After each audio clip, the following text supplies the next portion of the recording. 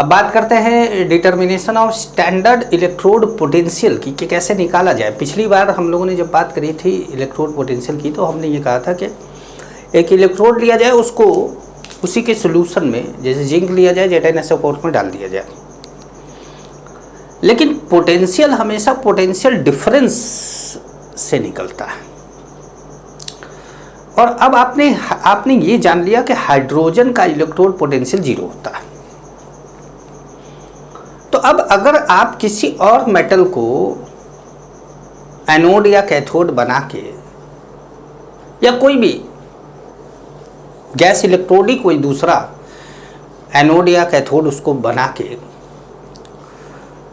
Hydrogen electrode के साथ रख देते हैं, एक फ्लास्क में आप उसको रख देते हैं, दूसरे में अपने जो डिजायर्ड आपका मेटल है या एलिमेंट है उसको रख देते हैं, तो जो पोटेंशियल डिफरेंस होगा वो उस एलिमेंट का पोटेंशियल होगा, स्टैंडर्ड इलेक्ट्रोड पोटेंशियल। क्योंकि हाइड्रोजन का तो 0 होगा, हाइड्रोजन का तो क्या होगा, 0 होगा।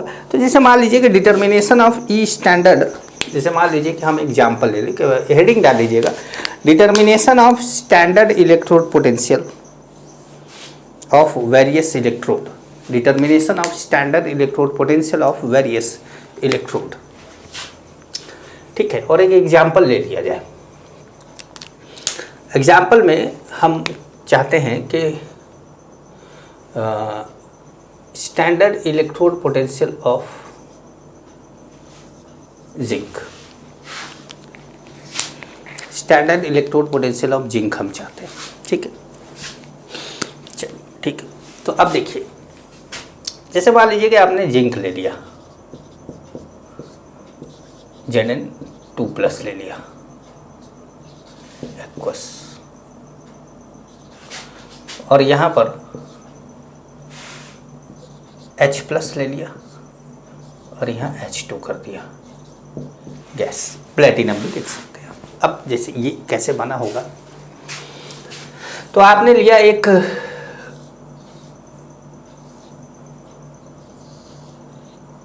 ऐसे ले लिया आपने,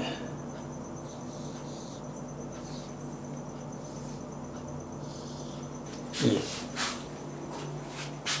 ठीक, इस तरीके से आपने 2 ले लिया, और इन दोनों में आपने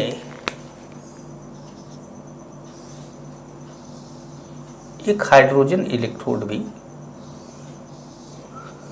डाल दिया, एक हाइड्रोजन इलेक्ट्रोड डाल दिया, मतलब हाइड्रोजन इलेक्ट्रोड कह रहे हैं, एक सॉल्ट ब्रिज डाल दिया आपने।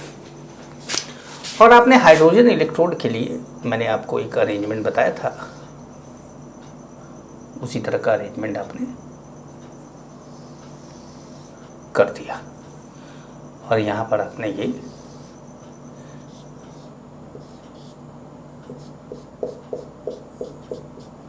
ये प्लेटिनम की वायर ले ली आपने, और इधर आपने क्या करा,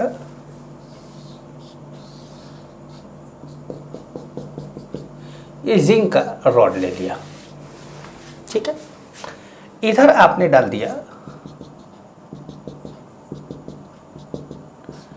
ZnSO4, और यहां पर आपने लिया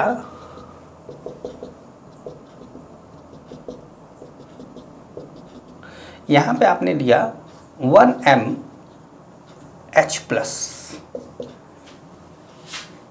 1mH+ ले लिया आपने। अब ये 1mH+ आपने कहाँ से लिया, किससे लिया, तो हो सकता है कि आपने HCl से लिया हो, या H2SO4 से लिया हो, या आपने CH3COOS से लिया हो, या आप कोई भी HCOOS से लिया हो, आपने HI से लिया हो, आपने HBr से लिया हो, आपने किसी भी तरह से H+ की कंसंट्रेशन को 1m किया है। ठीक है, और अब इन दोनों को आपने जोड़ दिया, इन दोनों को आपने जोड़ दिया। ठीक है,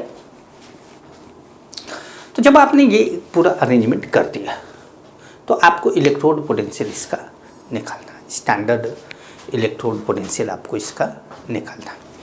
तो स्टैंडर्ड इलेक्ट्रोड पोटेंशियल आप कैसे निकालेंगे, अब जैसे इसको तो आपने 1m ले लिया, अच्छा, यहाँ पर भी आपने इसको 1m ले लिया, यहाँ पर भी इसको आपने क्या करा 1m ले लिया, ठीक है, दोनों को आपने 1m कर दिया।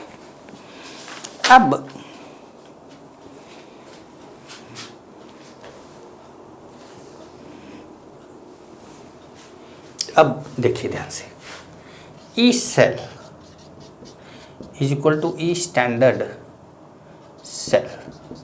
अब ई स्टैंडर्ड सेल आप कैसे निकालेंगे? ई स्टैंडर्ड, चलो अभी तो सेल ही रहने देते हैं, -0.059/2 log concentration of product Zn2 plus upon concentration of reactant, reactant क्या है, ये है, और प्रोडक्ट ये भी है, मतलब PH2 आपने ले लिया, ये 1 ATM ले लीजिए, स्टैंडर्ड इलेक्ट्रोड पोटेंशियल निकाल रहे हैं तो 1 ATM होगा, और यहाँ पर आपने H प्लस का स्क्वायर कर दिया। अब देखिए ये भी 1 है, ये भी 1 का स्क्वायर है, और ये भी 1 है, तो ये पूरा का पूरा टर्म 1 है, तो log 1 की वैल्यू क्या आ गई 0, log 1 की वैल्यू क्या आ गई 0 आ गई। तो E cell is equal to क्या आ गया, ई स्टैंडर्ड सेल के बराबर आ गया, -0, ये पूरा टर्म क्या हो गया 0 हो गया। अब ये स्टैंडर्ड सेल क्या है, तो ये है ई स्टैंडर्ड ऑक्सीडेशन प्लस ई स्टैंडर्ड रिडक्शन। अब आप देखिए कि रिडक्शन किसका हो रहा है, ऑक्सीडेशन किसका हो रहा है। जैसे इसका रिडक्शन हो रहा है, ये कैथोड है, ये एनोड है, लेफ्ट में एनोड होता है, तो इसका मतलब है कि ये तो क्या है 0 है, हाइड्रोजन वाला 0 है। अब चाहे हाइड्रोजन एनोड होता तो एनोड वाले को 0 कर देते, कैथोड होता तो कैथोड वाले को। तो इसका मतलब है कि ई सेल जो भी आपने कैलकुलेट किया है वो क्या है, ई स्टैंडर्ड Zn2 प्लस है। ये जो भी आपने कैलकुलेट किया है वो क्या है, ई स्टैंडर्ड Zn2 प्लस है। तो इस तरीके से आप किसी भी इलेक्ट्रोड का, किसी भी अननोन इलेक्ट्रोड का आप इलेक्ट्रोड पोटेंशियल निकाल सकते हैं ऑक्सीडेशन रिडक्शन से, ठीक है। अब बात करते हैं यहाँ पर कि हमको कैसे पता चला कि जिंक एनोड होगा, H कैथोड होगा, या मैं अक्सर जब बना रहा हूँ तो कभी नेगेटिव आ जा रहा है, कभी पॉजिटिव आ जा रहा है, तो लेकिन जो नेगेटिव आ रहा है या पॉजिटिव आ रहा है तो वो तो मैं जान के कर रहा हूँ ऐसा, ताकि आपको ये समझा सकूँ कि नेगेटिव आएगा तो टर्मिनल रिवर्स करना है। लेकिन अगर मैं चाहूँ कि मेरा आंसर हमेशा फिजिबल है तो मैं हमेशा ही प्रोसेस को फिजिबल बनाने के लिए मैं सेल ही ऐसा लूँगा ताकि वो फिजिबल ही रहे। पर मैं ऐसा कर नहीं रहा फिलहाल मैं ऐसा इसलिए नहीं कर रहा क्योंकि आपको जब तक मैं ये ना बता दूं कि मैं कैसे सोच के फिजिबल करूंगा, ये सोच आपके मन में भी तो डालनी होगी मुझे, कि भाई आपको भी तो पता चल जाए कि सर कैसे फिजिबल कर रहे हैं। तो उसका कारण है इलेक्ट्रोकेमिकल सीरीज। तो आप हेडिंग डालेंगे इलेक्ट्रोकेमिकल सीरीज। अब आप इसको ECS बोल सकते हैं, इलेक्ट्रोकेमिकल सीरीज, जिसको आप ECS बोल सकते हैं। अब ये ECS क्या होता है, ECS क्या होता है? इलेक्ट्रोकेमिकल सीरीज आपके NCERT में 2 जगह पे दिया हुआ है। पहला आपको 11th में ही दिया हुआ है, जब रिडॉक्स वाला चैप्टर सेकंड पार्ट 11 के सेकंड पार्ट NCERT का जो फर्स्ट चैप्टर है उसमें दिया हुआ है, और दूसरा आपको इस चैप्टर में दिया है, इलेक्ट्रोकेमिस्ट्री में दिया है। तो जहां रिडॉक्स में जिन बच्चों ने उसको देखा हो वहां से चाहे यहां से कहीं से भी आप पढ़ सकते हैं इसको, ठीक है। बस ये ध्यान रखना है कि इलेक्ट्रोकेमिकल सीरीज आपको NCERT से देखना है, और आपको NCERT का वो पेज फोटो स्टेट करा के इस टॉपिक के जो ये चालू हुआ है, इस टॉपिक के पास फोटो स्टेट करा के इस टॉपिक के पास चिपका लेना है, इस टॉपिक के पास चिपका लेना है। या तो कॉपी में से एनसीईआरटी इलेक्ट्रोकेमिकल सीरीज लिख कर आप बना भी सकते हैं, लेकिन बनाना थोड़ा सा मुश्किल काम हो जाता है। मैं ये भी जानता हूँ कि आप कितने लायक हैं और कितना बढ़िया आप लोग कर लेते हैं खुद ही, कितनी मेरी बात मानते हैं। तो मेरी बात मानने के लिए पहली बात तो लायक होना चाहिए, जो कि तुम लोग हो तुम लोग लायक। नालायक हो, तुम्हारे टेस्ट के रिजल्ट देखकर मुझे ये पता चलता है कि तुम कितने लायक हो।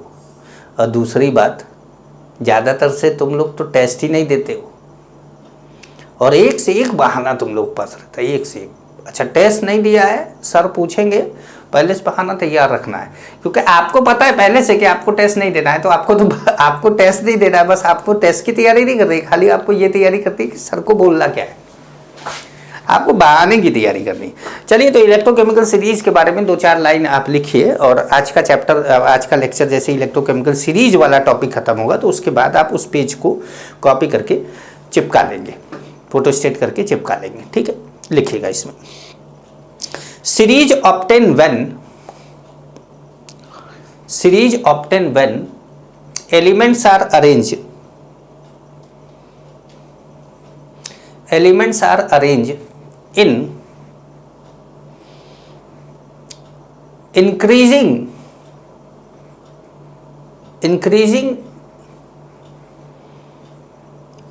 ब्रैकेट में लिखिएगा डिक्रीजिंग इन NCERT। हम इंक्रीजिंग पढ़ा रहे हैं, NCERT ने डिक्रीजिंग दिया है, बस। ठीक है, ध्यान रखिएगा। बस तो दोनों में मतलब उसने ऊपर से नीचे दे दिया, हमने नीचे से ऊपर दे दिया, बस ऐसा किया। इंक्रीजिंग ब्रैकेट में लिखिएगा decreasing in NCERT, bracket close करिएगा, increasing order of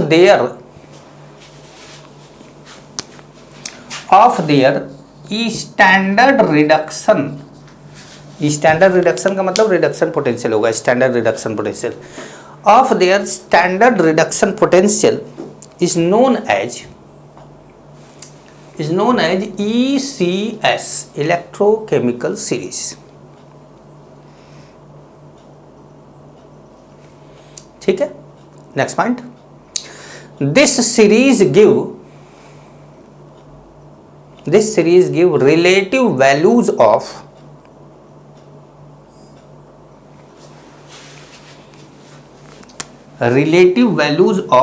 standard reduction.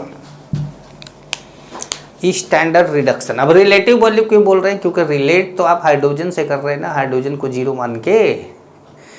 तो relative value of standard reduction आप चाहें तो ब्रैकेट में लिख सकते हैं, standard reduction of elements are related to H2। ठीक है, रिलेटेड टू H2। ठीक है, अब मुझे वैल्यू नहीं याद है सबकी, अब आपको यही एक, जैसे मैंने यहाँ पे लिख दिया, मैंने यहाँ पे क्या लिख दिया, NCERT में क्या दिया है, NCERT में क्या दिया, रिएक्शन, और आगे दिया है स्टैंडर्ड पोटेंशियल, इधर दिया है रिएक्शन और इधर दिया है स्टैंडर्ड रिडक्शन इन बोल्ट। ठीक है, अब जैसे उसने दिया है Li प्लस इलेक्ट्रॉन, क्या बना दिया उसने, Li। अच्छा, उसने सब रिडक्शन ही दिया है, सब में रिडक्शन ही कराया, भले वो ऑक्सीडेशन, वो उस नेचर का, वो एलिमेंट का नेचर ऑक्सीडेशन होता हो, लेकिन उसने सबका रिडक्शन पोटेंशियल ही दिया। तो यहाँ पर 3.05 वोल्ट। ठीक है, अब जैसे आगे बढ़े आप, थोड़ा जिंक का दे दिया उसने,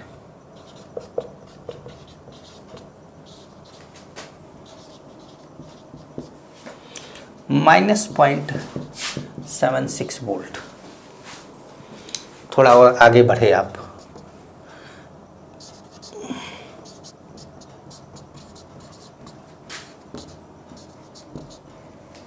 H2 गैस, इसका दे दिया इसने 0.0 वोल्ट है। थोड़ा और आगे बढ़े आप, नीचे गए, इसने दिया आपको F माइनस, रिडक्शन कराना है ना, F2 plus 2 electron, F minus. अब यहाँ पर इसने दे दिया इसको 2.87 वोल्ट, ये प्लस में है, ये दोनों माइनस में। ये मुझे पूरा वैल्यू नहीं याद है, इसलिए मैंने जिसकी जिसकी वैल्यू याद थी वो लिखी है। और पूरी इलेक्ट्रोकेमिकल सीरीज़ मैं आपको बता देता हूँ कि कैसे आपको याद करना है। पूरी इलेक्ट्रोकेमिकल सीरीज़ मैं आपको बता देता हूँ।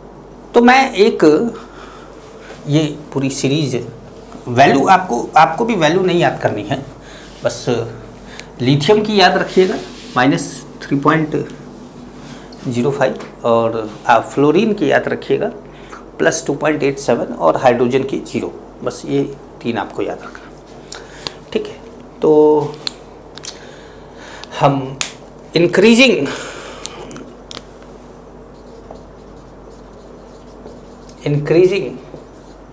ऑर्डर ऑफ स्टैंडर्ड रिडक्शन लिख के बताते हैं आपको। देखिए मैं ऐसे जा रहा हूँ,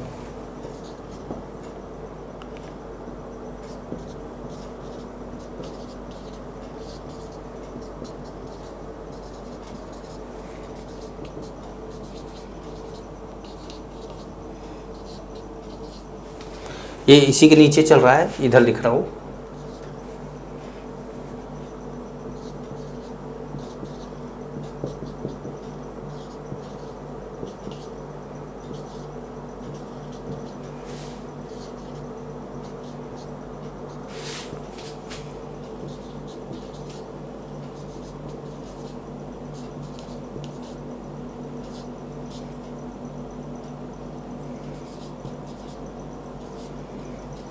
कुछ एलिमेंट मैंने यहाँ पे सारे नहीं लिखे, पूरा इलेक्ट्रोकेमिकल सीरीज नहीं लिखा। H2 के ऊपर का सब लिखा है, H2 के नीचे का जिनका जिनका काम था उनका लिखा है, ताकि आपको याद हो जाए। याद कराना मेन काम है मेरा।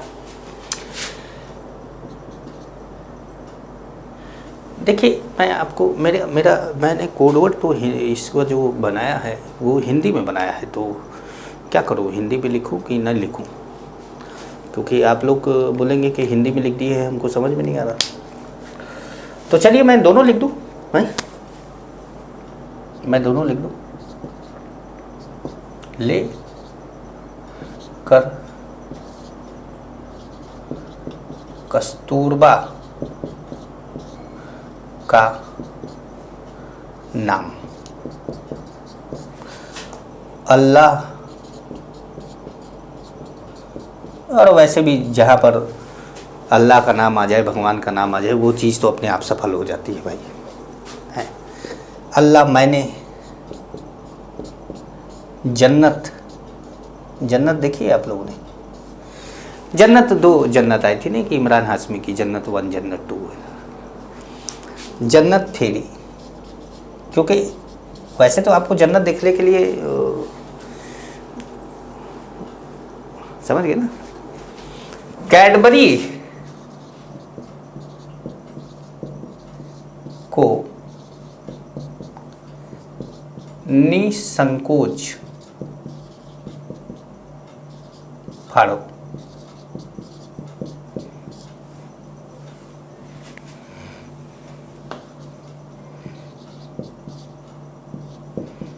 फाड़ना है। कैडबरी को नहीं संकोच फाड़ना, मतलब कैडबरी की चॉकलेट आपको मिली तो आप क्या करेंगे, उसको रखेंगे? मुझे नहीं लगता। मैं अपने घर में 20 चॉकलेट ले आऊँ तो भी 2 मिनट में ख़त्म हो जाएगा, 3 ले आऊँ ना तो भी 2 मिनट में ख़त्म हो जाएगा, क्योंकि सहन नहीं होता। जैसे मान लो कि कल बर्थडे है और आज केक ले आए, जैसे नॉर्मली हम केक ले आए घर में और वो ये है कि भाई खाने के लिए केक लाए हैं, चलो, तो वो तो तुरंत खा लिया। लेकिन बर्थडे वाला जो केक होता है उसमें क्या होता है कि जैसे कल बर्थडे है और आज केक ले आए, तो इन लोगों को सहन ही नहीं होता, ये सोचते कि अभी ये काट दो, अभी ही खा लेते हैं। क्यों आई है जी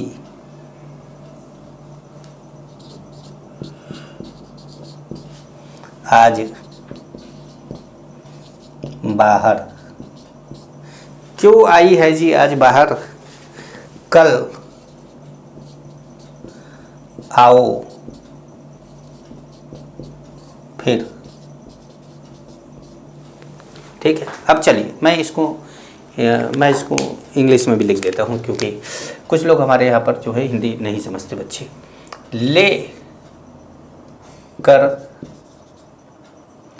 लेकर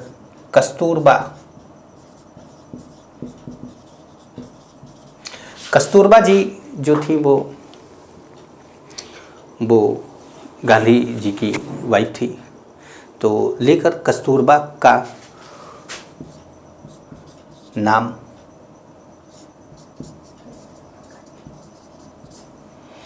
अल्लाह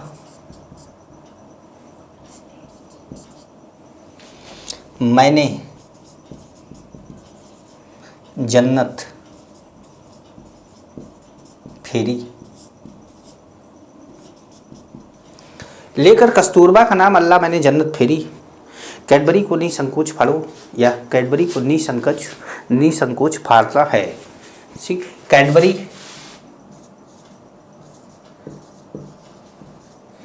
को, अरे यार को फिर हिंदी में लिख दिया, को निसंकोच फाड़ना है। क्यों आई, ये तो समस्या हो गई, आई तो फिर ऐसे ही लिख जाए। क्यों आई है जी आज बाहर,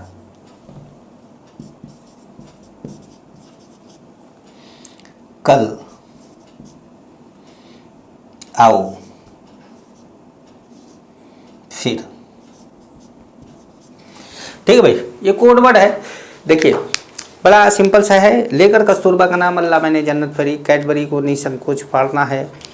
क्यों आई है जी आज बाहर। देखिए ये कोड वर्ड मैंने अभी बनाया है, इसलिए तुरंत मुझे देखना पड़ रहा है इसको, क्योंकि जो बच्चे मेरे से पढ़े हैं वो जानते हैं कि सर यहीं तक बताते थे आज तक, इसके नीचे कभी बोला ही नहीं उन्होंने, लेकिन आज पहली बार बता रहा हूँ आपको। क्यों आई है जी आज बाहर, कल आओ फिर। अब आपको क्या करना है, पहले ये याद करना है, ये वाले। जब आप ये याद हो जाए तो बार बार याद कर करके, उसके बाद जब एक बार याद हो जाए तो फिर इसको लिख कर उसके सामने ये एलिमेंट लिखना चालू करिएगा, तो आपको एक बार पूरा याद हो जाएगा। अब आप समझिए कि इसका कितना है -3.05 और इसका कितना है +2.87। ये हाईएस्ट है रिडक्शन पोटेंशियल, ये लोवेस्ट है रिडक्शन पोटेंशियल। तो देखिए यहाँ से धीरे धीरे बढ़ रहा है, ये बढ़ रहा है, तो ये कौन सा ऑर्डर है, इंक्रीजिंग ऑर्डर है। एनसीईआरटी ने इसी को उल्टा दिया है, उसने फ्लोरीन से स्टार्ट किया है, लिथियम पे एंड किया है, उसने डिक्रीजिंग ऑर्डर दिया है, मैंने इंक्रीजिंग ऑर्डर दिया, बस फर्क इतना ही। ठीक है, चलिए तो मिटाएं इसको। आप लिख लिए होंगे या लिख ही लेंगे, आप लोग का क्या है, आप लोग वीडियो पॉज करके लिख लेते हैं। हम लोग, मैंने आज जब मैंने एक बार बोला कि आमतौर पे लोग जो लेक्चर बनाते हैं वो केमिस्ट्री का लेक्चर जो होता है वो 180, 85, 90 का होता है, लेकिन मेरा लेक्चर जो है वो 300 प्लस चला जाएगा। तो कई लोग मुझे बोले कि क्या आप पीएचडी करवा देंगे, लेकिन क्या आपको लगता है मैं पीएचडी करवा रहा हूँ? नहीं, मैं चीज़ें बता रहा हूँ, समझा रहा हूँ, और समझाते हुए मैं क्वेश्चंस भी कराता हूँ। अब जैसे कई लोग क्या होता है कि थ्योरी पढ़ाकर क्वेश्चन नहीं कराते, तो उनका यार 160 में भी हो सकता है, उनका 160 में भी हो सकता है। उनसे ज़्यादा तो मैं क्रैश कोर्स में पढ़ा देता हूँ। फिर तो अगर वो ऐसे ही पढ़ाना चाहते हैं तो उनसे ज़्यादा तो मैं क्रैश कोर्स में पढ़ा दूंगा। तो ये हमारा इलेक्ट्रोकेमिकल सीरीज़ था। इस इलेक्ट्रोकेमिकल सीरीज़ के बारे में एक आध दो बातें लिखा जाए। जो हमने बनाया है उसकी बात कर रहे हैं। On moving down the series में आप डाउन कर रहे हैं, लिथियम से नीचे आ रहे हैं। On moving down the series, tendency to lose electron decreases. Electron देने की टेंडेंसी घटती है, tendency to lose electron decreases, and tendency to gain electron increases. Electron लेने की टेंडेंसी बढ़ती है, tendency to gain electron increases, tendency to lose electron decreases. ठीक है। अच्छा, अगला पॉइंट लिखिएगा, lithium Li is strongest reducing agent. Strongest reducing agent को रिडक्टेंट भी कहते हैं, मतलब रिड्यूसिंग एजेंट को रिडक्टेंट कहते हैं। स्ट्रॉन्गेस्ट रिडक्टेंट है ये। Lithium is strongest reducing agent and fluorine is strongest oxidizing agent, जिसको आप ऑक्सीडेंट बोलेंगे। ठीक है। लिथियम है strongest reducing, lithium is strongest reducing agent, जिसको हम रिडक्टेंट भी बोल सकते हैं, और fluorine is strongest oxidizing agent, जिसको हम ऑक्सीडेंट भी बोल सकते हैं। इस बात का ध्यान रखिएगा, आगे चल के आप बहुत सारे ऑक्सीडाइजिंग एजेंट पढ़ेंगे। आप KMnO4, K2Cr2O7 दुनियादारी ढेर सारा पढ़ेंगे, और आपके सामने आएगा ऑप्शन के which of the following is strongest oxidizing agent, तो आपके दिमाग में KMnO4 आएगा उस टाइम पर। लेकिन ध्यान रखिएगा कि स्ट्रॉन्गेस्ट ऑक्सीडाइजिंग एजेंट फ्लोरीन है, फ्लोरीन। भूलना नहीं, इस पॉइंट को नहीं भूलना। ठीक है। तो fluorine is strongest oxidizing agent, जिसको हम बोलते हैं ऑक्सीडेंट। अच्छा, अब कभी कभी क्या बोलता है, विच of the following has highest reducing power.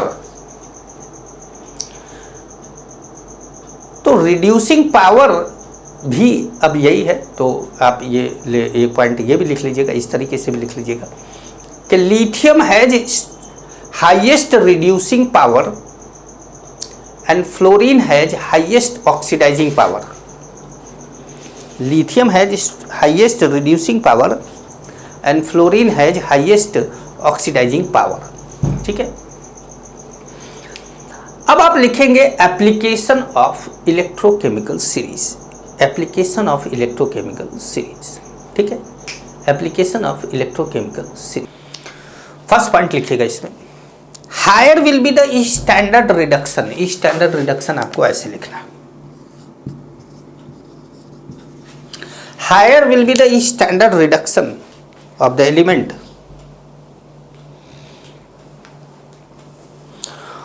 higher will be the standard reduction of the element, more will be the tendency to lose electron, more will be the tendency to lose electron, more will be the tendency to lose electron। That means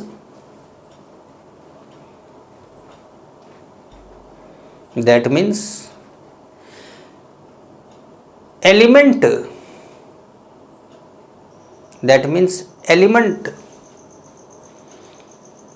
prefer to work as anode, element prefer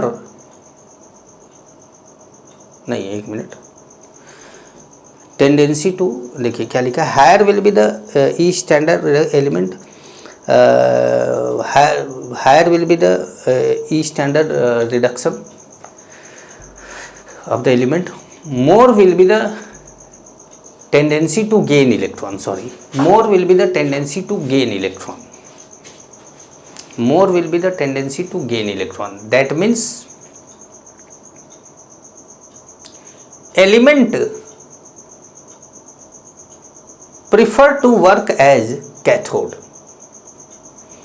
prefer to work as cathode, element prefer करता है अपने आप को cathode बनाना, ताकि cathode पे reduction हो, electron का gain कर सके। ठीक है, next point, lower is the E standard reduction, lower is the E standard reduction, lower मतलब नेगेटिव वैल्यू, ज़्यादा नेगेटिव वैल्यू। ठीक है, E standard reduction, higher will be the tendency to lose electron, higher will be the tendency to lose electron. That means element prefer to work as anode, prefer to work as anode. ये second point था। ठीक है, third point लिखिएगा, third point for the, देखिए मैं अपनी copy में लिखे हुए जो पॉइंट है उसको एज इट इज़ नहीं लिखवा रहा, मैं उसको समझा के थोड़ा अलग तरीके से लिखवा रहा हूँ, क्योंकि इसमें रिड्यूस्ड, ऑक्सीडाइज, इस तरह की बातें लिखी हुई है, जो तो मुझे लगता है कि थोड़ा आपको कम समझ में आएगा, लेकिन lose of electron, gain of electron आपको ज़्यादा अच्छा समझ में आएगा, तो इसलिए मैं उस लैंग्वेज में लिखवा रहा हूँ। तो आप कोशिश करिएगा कि खुद लिखिए। Third point, for the construction of galvanic cell, for the construction of galvanic cell, E cell, comma करके लिखिएगा, E cell should be positive, E cell should be positive, E cell should be positive, comma, anode should be, anode should be higher up, higher up, higher up in the series, मतलब series में ऊपर वाला जो element है, जो हमने series अभी लिखवाई थी, उस सीरीज में जो ऊपर वाला एलिमेंट है वो एनोड होना चाहिए, higher up in the series. Well cathode should B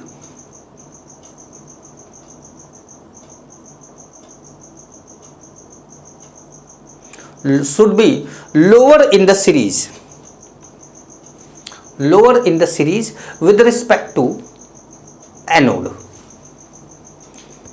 with respect to anode। ठीक है, अब जैसे हमारे पास हमने लिख लिया कि भाई लेकर कस्तूरबा का नाम अल्लाह, मैंने जन्नत, फेरी, कैडबरी को, नी, संकोच, फाड़ो, चलो इतना लिख दिया। ठीक है, अब मान लीजिए आपके पास दो एलिमेंट है, जिंक एंड आयरन है, जिंक एंड आयरन है, दो एलिमेंट है, इन दोनों में एक को एनोड बनाना है और एक को कैथोड बनाना है। हम किसको बनाएं? तो हमें जिंक दिख रहा है, आयरन दिख रहा है। जिंक इलेक्ट्रोकेमिकल सीरीज में ऊपर है और आयरन जिंक से नीचे है। तो अब यहां क्या होगा, जिंक बनेगा एनोड और आयरन बनेगा कैथोड। जिंक बनेगा एनोड, आयरन बनेगा कैथोड। समझ पा रहे? जैसे एक और एग्जांपल ले, मान लीजिए आपके पास क्रोमियम है और एनआई है। चलिए देखिए क्रोमियम एनआई कहाँ, अच्छा क्रोमियम इसके अंदर है नहीं, मैंने जन्नत कर फेरी। चलो ठीक है, वैसे तो क्रोमियम यहाँ आता है जिंक और आयरन के बीच में, लेकिन अपने पास क्रोमियम नहीं है अपने पास कैल्शियम है। चलो, कैल्शियम मिल गया, निकल मिल गया। कैल्शियम कहाँ है? हायर है, इलेक्ट्रोकेमिकल सीरीज में हायर है, ऊपर है। तो कैल्शियम क्या हो गया? Ca क्या हो गया यहाँ पर? एनोड। और Na क्या हो गया आपका? कैथोड। ठीक है। और लिख दे, और लिख दे इसका, जैसे और भी कहानी लिख दे इसकी पूरी, जैसे H2 है, Cu है।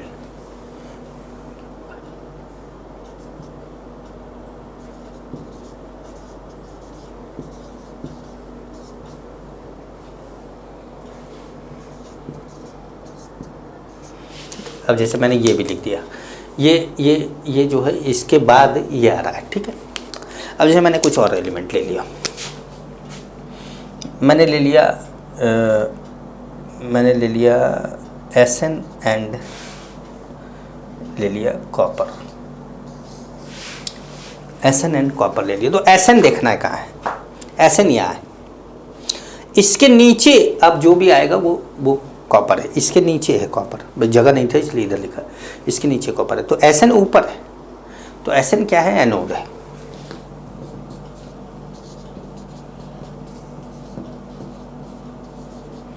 और कॉपर क्या है? कैथोड है। तो कहने का मतलब है कि अगर आपको ये सीरीज याद हो जाए तो आप कहीं पर भी ये बता सकते हैं कि किसका ऑक्सीडेशन होगा, किसका रिडक्शन होगा, कौन रिड्यूसिंग एजेंट होगा, कौन ऑक्सीडाइजिंग एजेंट होगा, ये आप बता सकते हैं। एनोड पर जो रहेगा वो इलेक्ट्रॉन का लॉस करेगा। एनोड पर जो रहेगा वो इलेक्ट्रॉन का क्या करेगा? लॉस करेगा। और कैथोड पे जो रहेगा वो इलेक्ट्रॉन का गेन करेगा। एनोड पे जो रहेगा वो इलेक्ट्रॉन का लॉस करेगा, कैथोड पे जो रहेगा वो इलेक्ट्रॉन का गेन करेगा। तो हमेशा ध्यान रखिए कि कौन लॉस करेगा, कौन गेन करेगा। ये सब कहानी बड़ी आसान सी हो जाती है।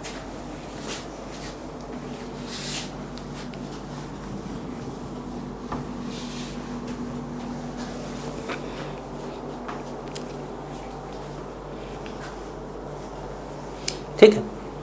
चौथा पॉइंट लिखिएगा, element present above in the series, मतलब ऊपर जो है above in the series, can displaced element present above in the series can displaced element present below in the series present below in the series from its salt in the solution, तो जैसे देखिए एक example ले ले कि आप जानते हैं कि जिंक ऊपर है और कॉपर नीचे है। तो ये कॉपर का हमने एक सॉल्ट बना दिया, इसमें ZnSO4 बन गया प्लस कॉपर सॉलिड बन गया। ठीक है। लेकिन अगर यही चीज आप ऐसे करा दें कि सर लिखने को तो हम ऐसे भी लिख सकते हैं, अरे भैया रिएक्शन है नहीं होगा। लिखने को तो आप लिख सकते हैं CuSO4 प्लस Zn, बोलेंगे कि सर लिख दिया, मजा आ गया, देखने में भी अच्छा लग रहा, लेकिन नहीं, रिएक्शन ही नहीं होगा। रिएक्शन नहीं होगा तो फिर लिखो कैसे? पांचवा पॉइंट लिखेंगे, on moving down the group, on moving down the series लिखिएगा, ग्रुप नहीं, on moving down the series, वो पीरियोडिक टेबल में चले जाते कभी। On moving down the series, electropositive nature of element decreases, electropositive nature of element decreases, hence their reactivity also decreases, hence their reactivity also decreases। अब कैसे है ये, क्या मामला है, ये क्या मामला है?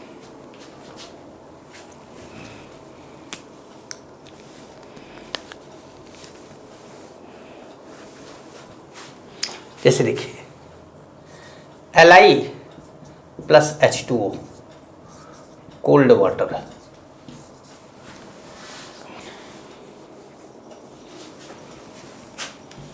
LiOH प्लस हाफ H2 बना गया।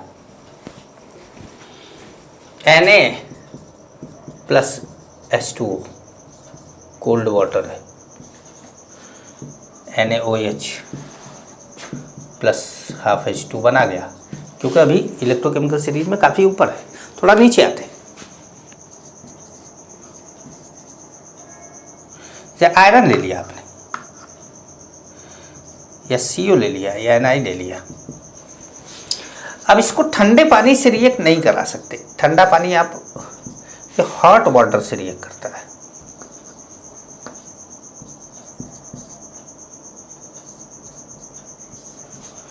हॉट वाटर या स्टीम से रिएक्ट करता है। हॉट वाटर या स्टीम से रिएक्ट करता है। और यहाँ पर ये भी जैसे MOHN जो भी है, जो भी एलिमेंट है उसका हाइड्रोक्साइड बनाता है और H2 गैस रिलीज करता है। लेकिन यही अगर आप कॉपर ले लें, गोल्ड ले लें, सिल्वर ले लें, मरकरी ले लें और आप स्टीम से ही रिएक्ट करा दीजिए, कोई रिएक्शन ही नहीं होगा। तो कहने का मतलब है कि रिएक्टिविटी नीचे आने पर धीरे धीरे क्या होती है, घटती है। रिएक्टिविटी नीचे आने पर धीरे धीरे घटती है। लेकिन अब जैसे कि किसी की रिएक्टिविटी, अब यहाँ पर जितनी भी रिएक्टिविटी देखी जा रही है वो क्या देखी जा रही है, ध्यान से समझ लीजिएगा। यहाँ पे सब जगह रिएक्टिविटी देखी जा रही है लॉस ऑफ इलेक्ट्रॉन की।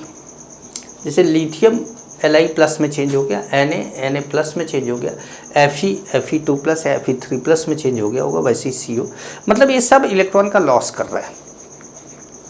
इसका भी हम लॉस करवाना चाह रहे हैं, इलेक्ट्रॉन का लॉस नहीं कर रहा है। पर ऐसा नहीं है कि नीचे आने पर रिएक्टिविटी पूरी तरह से घटेगी ही। तो आपने जो ये पॉइंट लिखा है कि on moving down the group down the series electropositive nature of metal decreases, hence their reactivity decreases। Bracket में लिखिएगा reactivity decreases, ब्रैकेट में लिखिएगा tendency to lose electron, tendency to lose electron decreases। ठीक है, अब लिखिएगा 6th पॉइंट। 6th पॉइंट में क्या है कि जो भी एलिमेंट इलेक्ट्रोकेमिकल सीरीज में H2 से ऊपर है, हाइड्रोजन से ऊपर है, वो डाइल्यूट एसिड से रिएक्ट करके H2 रिलीज करते हैं। डाइल्यूट एसिड से रिएक्ट करके H2 रिलीज करते हैं।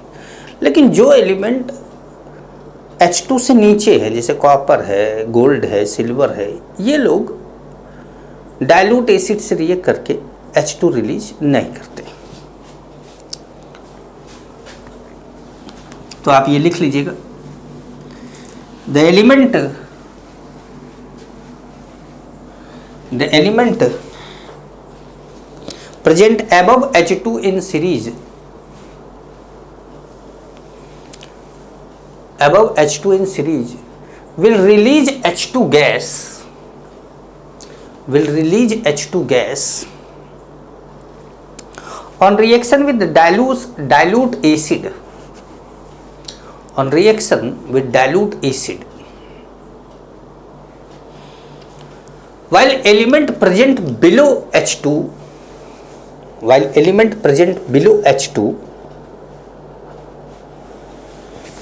will not release H2 gas on reaction with dilute acid। जैसे मान लीजिए कि आपको Zn आप जानते हैं कि H2 से ऊपर है, आपने डाइल्यूट या H2SO4 लिख दिया यहाँ पर और यहाँ पर डाइल्यूट लिख दिया, तो ये बनाया ZnSO4 प्लस H2 गैस।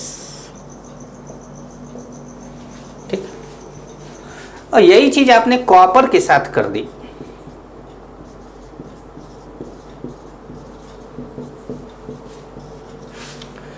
तो यहां नो रिएक्शन हो गया,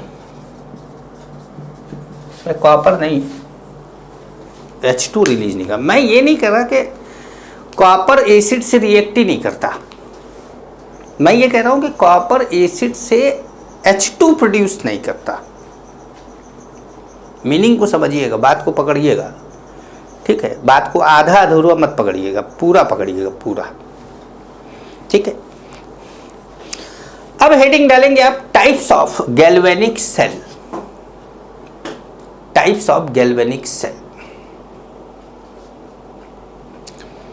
अब जो गैल्वेनिक सेल होते हैं वो दो टाइप के होते हैं।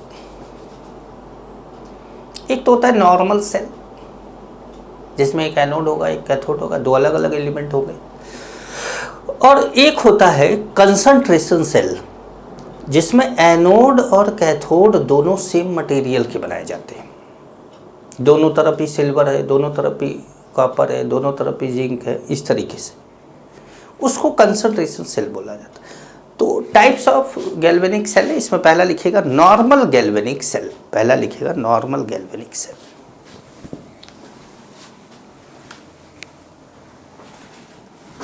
Normal galvanic cell.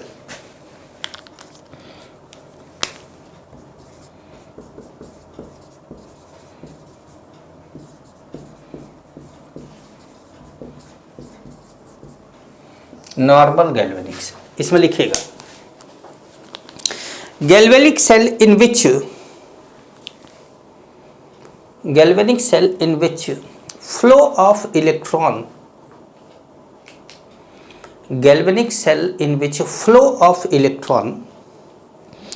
occur due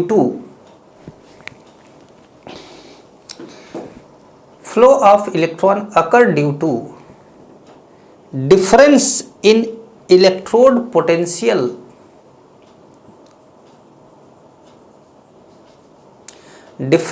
electrode potential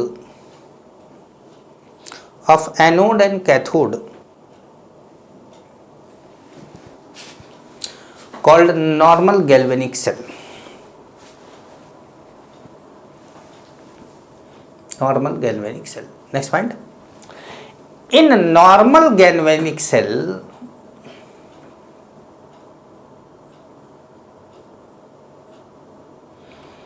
anode and cathode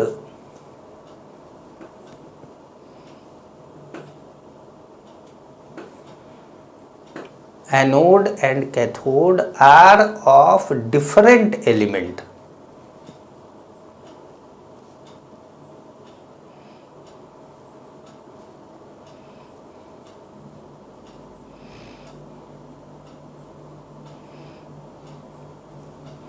ठीक है। Next point, in normal galvanic cell E standard cell can never be zero. मतलब ये कभी जीरो नहीं हो सकता नॉर्मल गैल्वेनिक सेल में, और कंसंट्रेशन सेल में ये जीरो होता है। नॉर्मल गैल्वेनिक सेल में ये जीरो नहीं होता, कंसंट्रेशन सेल में ये जीरो हो जाता है। ठीक है। अब सेकंड हेडिंग डालेंगे आप कंसंट्रेशन सेल। सेकंड हेडिंग डालेंगे आप concentration cell. Concentration cell in इसमें लिखेगा in concentration cell the cathode and anode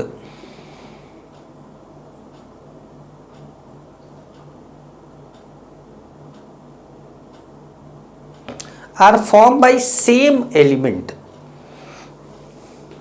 The cathode and anode are formed by same element.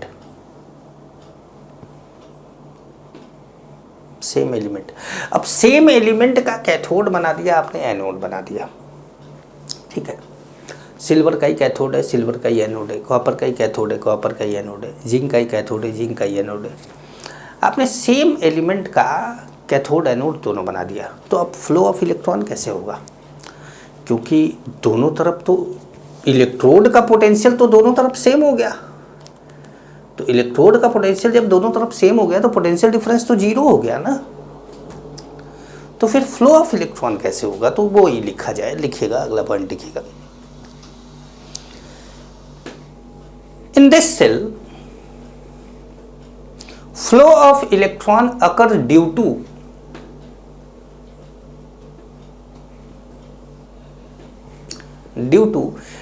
different concentration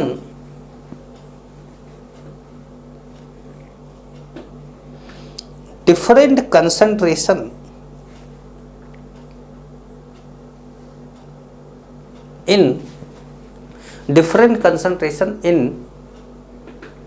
both half cell,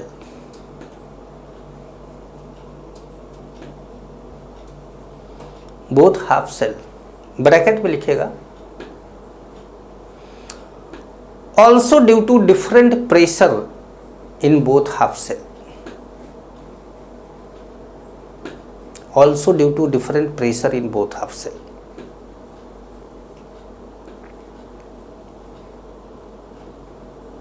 ठीक है, पर different concentration हो सकता है, मालूम हो सकता है कि सेम एलिमेंट लिया जाए, सेम कंसंट्रेशन भी ले लिया जाए, तब क्या होगा, तब उस केस में वो इलेक्ट्रोड गैस इलेक्ट्रोड हो सकता है और प्रेशर अलग अलग हो सकता है दोनों जगह पे, तब भी फ्लो ऑफ इलेक्ट्रॉन होगा। ठीक है, तो अब जैसे एक पॉइंट आप लिखेंगे कि इन कंसंट्रेशन सेल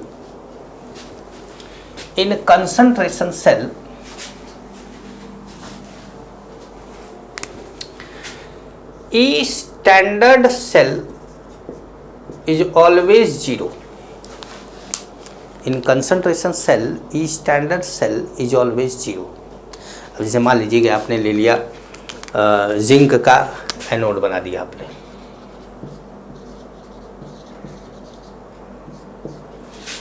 ये C1 ले लिया है,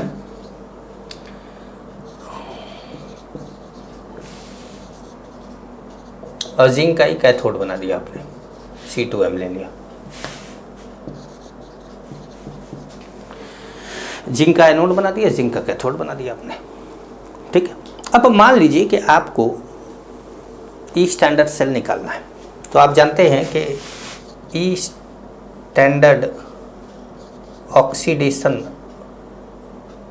ऑफ Zn2 प्लस कितना है, 0.76 वोल्ट, या ई स्टैंडर्ड ऑक्सीड ऐसे लिख देते ना, क्योंकि ऑक्सीडेशन ही हुआ ये, और ई स्टैंडर्ड रिडक्शन जो हुआ, सॉरी गलत है ये, पॉजिटिव, ये -0.76 वोल्ट है, क्योंकि हमारा जो वो सीरीज में दिया रहता है वो तो रिडक्शन पोटेंशियल होता है। ठीक है, अब हम जानते हैं कि जो ई स्टैंडर्ड सेल होगा, है ना, ई स्टैंडर्ड सेल होगा, वो क्या होगा, ई स्टैंडर्ड ऑक्सीडेशन प्लस ई स्टैंडर्ड रिडक्शन। तो इन दोनों को जोड़ दिया जाए, 0.76 माइनस 0.76 क्या आ जाएगा, 0 आ जाएगा।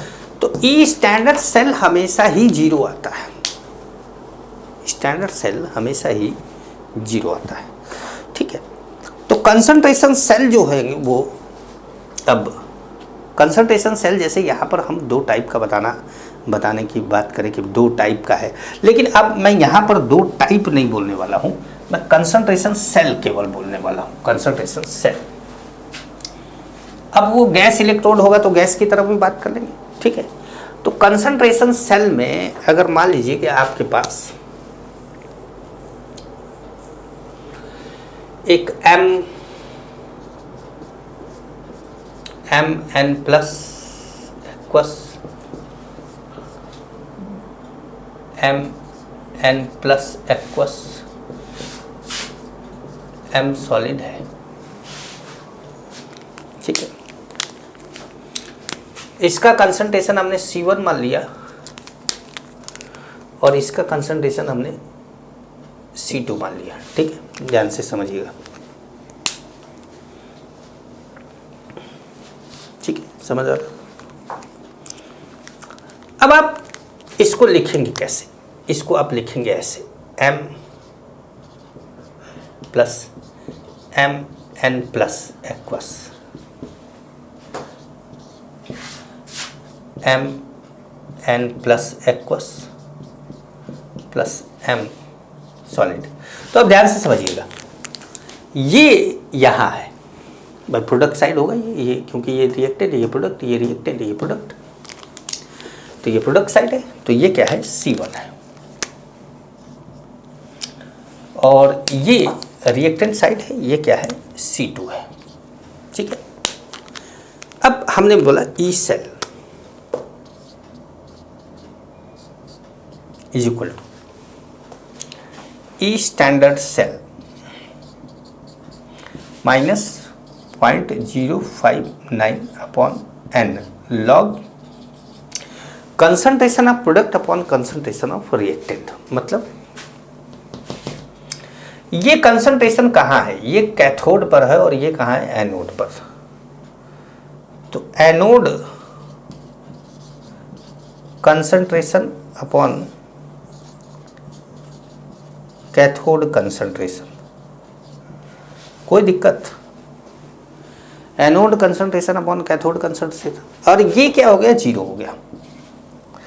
तो ई सेल जो हमारा आ गया वो क्या आ गया, अब अगर माइनस हटाएं तो हम लिख दें 0.059 अपॉन एन लॉग। तो जब हम माइनस हटाएंगे तो इसको पलट देंगे, तो बोलेंगे cathode concentration upon anode concentration, cathode concentration upon anode concentration. ये फॉर्मूला याद रखना ज़्यादा अच्छा है आपके लिए C1 C2 के कंपेयर में, क्योंकि मान लीजिए कि मैंने जिसको C1 माना है आपके क्वेश्चन में उसको C2 मान लिया तो C1 C2 में कंफ्यूज होना है। तो एनोड का कंसंट्रेशन कैथोड का कंसंट्रेशन ज़्यादा आपके लिए सुटेबल रहेगा। जैसे ये एनोड है और ये कैथोड है, लेफ्ट में एनोड राइट में कैथोड। ठीक है, तो अब जैसे आपने कैथोड की कंसंट्रेशन को क्या माना है, कैथोड की कंसंट्रेशन को माना है C2 और एनोड की कंसंट्रेशन को माना है C1। समझ पा रहे हैं कि नहीं? देखिए इधर लिख देते हैं एनोड और इधर लिख देते हैं कैथोड। ठीक है, तो अब आपने लिखा इसको क्या, ई सेल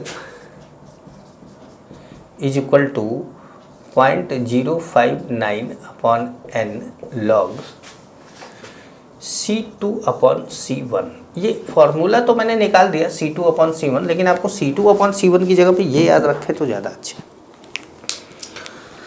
समझ पा रहे हैं? तो चलिए यहाँ तक मैंने फार्मूला आपको बताया है। अगली क्लास में मिलेंगे तो आपको क्वेश्चन कराएंगे इस पर, क्योंकि क्वेश्चन इस पर अभी थोड़ा सा एक फार्मूला और बताएंगे, अभी प्रेशर वाला भी बताएंगे, तब आपको क्वेश्चन कराना चालू करेंगे। ठीक है, तब तक के लिए नमस्कार।